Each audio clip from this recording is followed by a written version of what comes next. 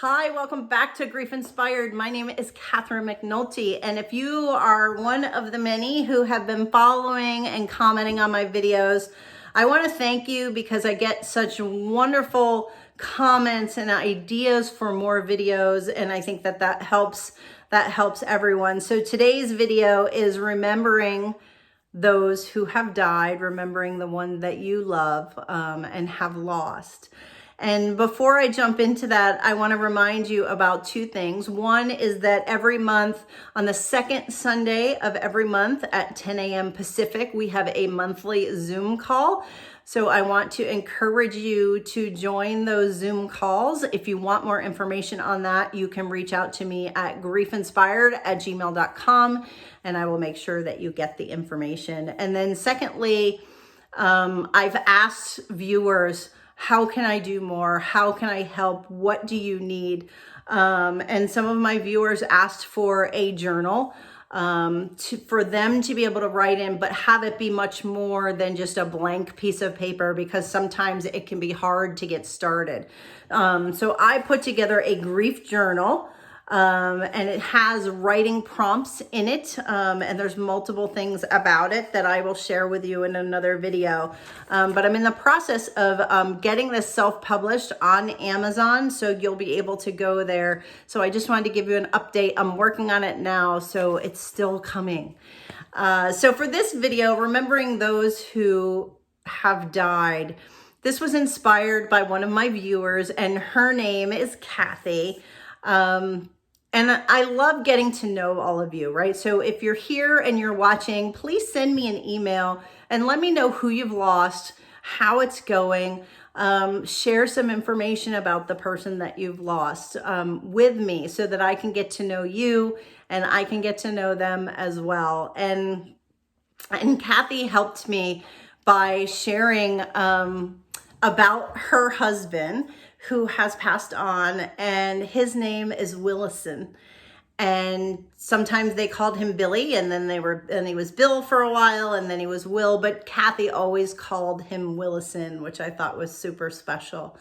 And we were communicating, and I realized that before this, I didn't know what his name was, and I didn't know anything about him because Cathy and I had been communicating about what was going on with her and her grief. And so I asked her and I said, hey, what is your husband's name? And tell me about him. What kind of, what were his best qualities? And Cathy really took this to heart, and she knew what she thought were his best qualities, but she put more thought into it, and she went and she asked others what they thought his best qualities were. And what came back was overwhelmingly positive, and gave her a lot of insight and confirmation about not only who he was to her, but who he was to all of his friends and the other people who knew him. And I just love that when Cathy responded to my email, she said that Willison made her laugh every single day and that he made her feel like a princess. And his friends shared that he was strong-willed, determined, very level-headed, very intelligent. Cathy was reminded of everything about him, and she said how great he was at fixing anything with his hands.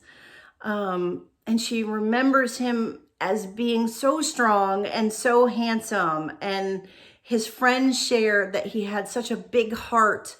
And they commented on how much they were really missing him, and that the loss of him really left a void and an empty space for them. And I love that Cathy gave her friends and family and others the opportunity to talk about Willison and to say his name and to talk about who he was as a person. Because the reality is sometimes it's hard to feel okay if you're the one who's lost somebody. To be, I know that, for Cathy, she lost Willison, and I'm sure that she thinks about him all of the time, day and night, no matter what she's doing. But we don't share that all of the time. And sometimes we don't feel Like we can share some of the things that we're thinking about, even if they're the things that, hey, I just remember when he did this, or I remember the time when, or remember when we went there, and remember when we did this. And so I want to encourage you to talk about them. And if you're not 100% sure whether or not it's okay, just, you can say to the people that you're with, hey, doing this or seeing that or hearing this song, it reminds me of him or her. Would it be okay if I shared a story, something that's come up for me, something that I'm thinking about? And they will say yes, and it'll give you the opportunity to talk more about your loved one, whether it's, your husband, your wife, your brother, your sister, your son, your daughter, your grandmother, your grandfather, your mom, or your dad. And I think it's so nice to be able to speak their name and to talk about them. And then on the flip side of that, when you're with others or when people are coming to see you, let them know that it's okay to talk to you about who you've lost. Because oftentimes, if people aren't sure whether or not it's okay, they can oftentimes be worried that if you bring up their name, that they might be hurting you, right? That it might make you more sad. So give them the space and give them the opportunity to share with you and talk about your loved one, and ask them, hey, do you have any stories? What do you remember most about them? When I say his or her name, what comes up for you? Tell me what were they like for you? What were his or her best qualities? And that conversation, getting started, getting talking, is going to be healing for you. It's going to be healing for them.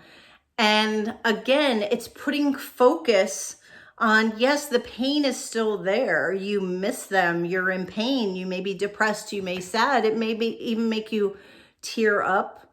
But hearing about them, sharing about them, knowing who they were in the world, you may hear stories that you didn't know.